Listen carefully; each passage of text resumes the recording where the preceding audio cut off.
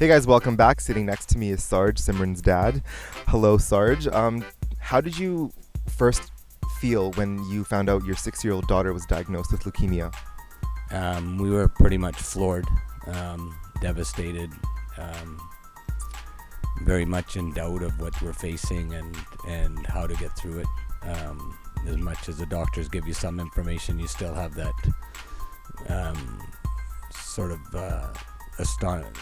surprisement of it all. Like, how did it come to be? Like, our child is diagnosed with something that serious. It really takes you by surprise, and I totally lost my breath. Like, just when hearing the word cancer, totally lost my breath, and I had to sort of dig deep down and regain it. It's too much. It's a lot. And so the treatment process, how did it affect the family? The treatment part of it was demanding, in a sense that Simran and I would spend our time at the hospital, sometimes days on end. Initially it was like 9 days. Then there was setbacks and what have you. A lot of it was due to the heavy chemo that they were administering. But until they rule out all the factors of, whether it's a medication, or until then they think it might be just a bug and stuff where she's susceptible. So you go back into isolation, stuff like that. And then you've got the boys, her twin brother and her younger one at home, and her mom, and trying to deal with them and deal with the whole situation is quite a burden. But you find ways to, you just sort of, somebody upstairs is helping as well. But yeah. Speaking of ways of escaping and getting positivity back into a tough time, is something called Make-A-Wish Foundation. How do you feel, as from the perspective of a parent, that Make-A-Wish Foundation has had on yourself as well as Simran, the impact that is? Make-A-Wish is quite a wonderful place. Like, just a group of people that really support it worldwide now. But in Canada as well, when they first mentioned it, that she's eligible to go on a wish, and she got wind of it, she just lit up, and her mind started going 100 miles an hour, thinking of what to do and what she really wants to do with it, and what they provide for a child, something that is totally available for children that are going through that type of an illness, and other illnesses as well that are quite threatening. And they provide a ray of hope, or like a bit of sunshine to sort of brighten your day and give you something to think about. That'll be fun, or an escape away from your daily struggles. Yeah. What were the highlights of the trip for you? The highlight of the trips, the first one was just getting them into Florida. The other one was when they first saw the Disney ship, not to mention the rides at Disney World, but and then the topper was playing with dolphins at Blue Lagoon. It was nonstop fun. They just had a hoot. It was really wonderful to see them enjoying it as much as they did, and I wish every child, especially in our community, that are reluctant to sort of step forward with it, they should, if they're offered the opportunity, not to pass up on it. Yeah. Excellent. That's a very important issue that the South Asian community faces. It brings me to my question: why do you feel as if there is a reluctance of individuals in the South Asian community to refer their children to Make-A-Wish Foundation? I'm sure there's tons. If you could just touch on a few of them. I've sort of experienced some of the reactions just talking with parents at the clinic and stuff, where they never mind dealing with a wish. They're reluctant to even go through the treatment itself. For whatever reason, they think it's, you're facing chemo, or you're going through surgery. But to top it off, it seems like it's more like a fear factor. they believe that if they take something good out of it, that their child is going to get bad luck. Or in our culture, a lot of it is based on don't take things that are that you're taking it for granted. They might think we're not, we don't really deserve this. I'd say, like, if the child's going through, the child faces a lot of extreme challenges.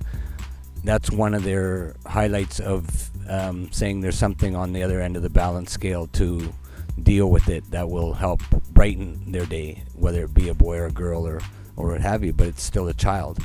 And it's something that they can look forward to other than what they're going through. And our communities, the people in our community should look at it from the child's perspective, and especially with foundations like Make-A-Wish, what they offer is some relief and a really wonderful relief for families to enjoy, not just the child to enjoy, but the families, the siblings, they all get to enjoy it with the child, and that's invaluable by itself. Yeah, it's the greatest joy. I'm also aware that in the South Asian community, issues like these, families tend to and would prefer to keep them within the four walls of their own house and not letting it get out for many fears. I'm sure some of the fears are what other people may think, what other people may say about their son or daughter. Yeah. That's very true. It's almost like the terminology nowadays is coming out of the closet, and why would you not come out of the closet and get the support that's out there available to you? And especially with groups that, especially like Make-A-Wish, that are out there to support you, they go all out to try to accommodate whatever your needs may be, whatever that child may wish. And the variety of wishes is phenomenal. What children come up with, and not just children. There's teenagers. They might come up with something that they'd rather have. A brand new set of wheels or something. You never know. Or sound system, or all kinds of things. Entertainment options, and you name it. And what's the age group that Make-A-Wish Foundation caters to? Make-A-Wish caters to, I believe, anybody between 3 and 17, and as long as they've put in their wish by the time I believe it's 18th birthday, they're eligible. But with our community, like you say, they're reluctant to let it out of the household. It seems like sometimes they want to keep the news within the immediate family, never mind even letting it out to the extended family. So never mind the neighbors and the general public. But it's you're giving up something that's so valuable, and the child would get so much benefit from, instead of turning it down or not even utilizing it. And what you're talking about there is support, I'm assuming, because no one can have enough support. Imagine if the extended family was made aware. The fear of other people finding out is so insignificant when compared to what the benefit of letting the extended family know would have on the child. I agree with that to a point, and in some ways I also disagree, because a lot of them families might they might think negative and do turn their back, or we'd rather not let them deal with it. But at the same token, if the family's not there, like in our case, we had so much support from others other than family, that it's just, Make-A-Wish was phoning and basically always there and saying, whenever she's ready, let us know.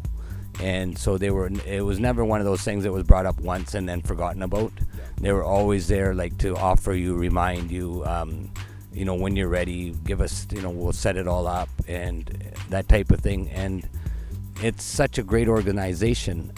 They take care of so much for you, and then they treat all the children, equally, and then just to go on that experience, whatever it may be, is there's no limit to it.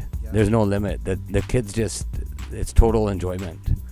With respect to individuals that want to, participate in Make-A-Wish Foundation, either for their children, but are slightly hesitant because perhaps there's a language barrier or a culture barrier, can you say a few words about how Make-A-Wish Foundation is able to assist with that and overcome that, so people don't have to feel hesitant?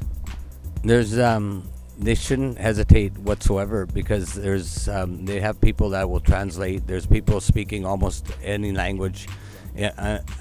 Knowing Make-A-Wish, if they don't have somebody that speaks that language, they'll bring in a translator just for that reason. And I know from experience that they will basically accommodate anything that you may require, and there's no barriers, there's no walls, there's no limit to what they can accomplish. It's like it speaks its name, Make-A-Wish, and it makes that wish come true. Fantastic. And if individuals wanted to contact the Make-A-Wish Foundation, how could they do so?